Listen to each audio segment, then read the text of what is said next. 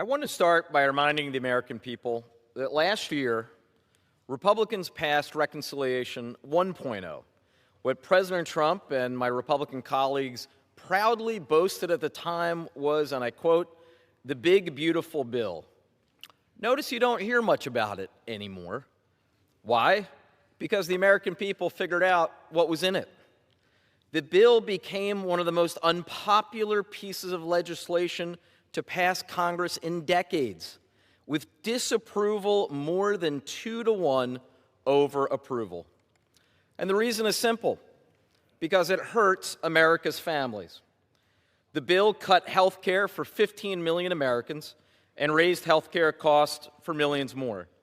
It made the largest cuts to food assistance in American history.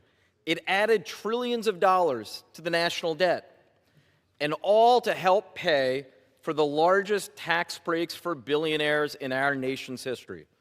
That is the Republican record. They cut health care, they cut food assistance, they raised costs on working families, they exploded the debt, and then they handed the biggest benefits to billionaires.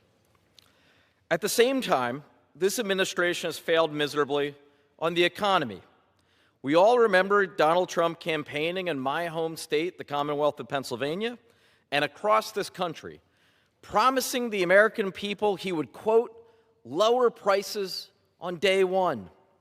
Well, here we are, just past day 500, and costs are higher than ever. President Trump's reckless tariff taxes have driven up costs for families and businesses.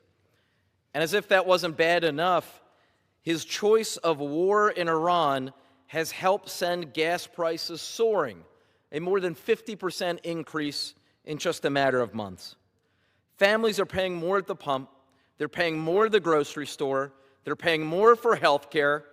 And so with that, you would think that in Reconciliation 2.0, the Republican majority might actually want to do something to fix that situation, to fix the mess they created. But no, this bill does not include one dime to help American families pay for the crushing costs that they bear. And on top of all of that, we have the president who is continuing to openly say he wants to give billions of taxpayer money to January 6th insurrectionists. And even though a vast majority of the American people oppose that obnoxious notion, there is nothing in this bill to prevent that from happening. Madam Speaker, the American people deserve better than a bill that does nothing to lower costs, nothing to help families, nothing to stop Donald Trump from rewarding violent criminals who attacked our Capitol. We deserve better.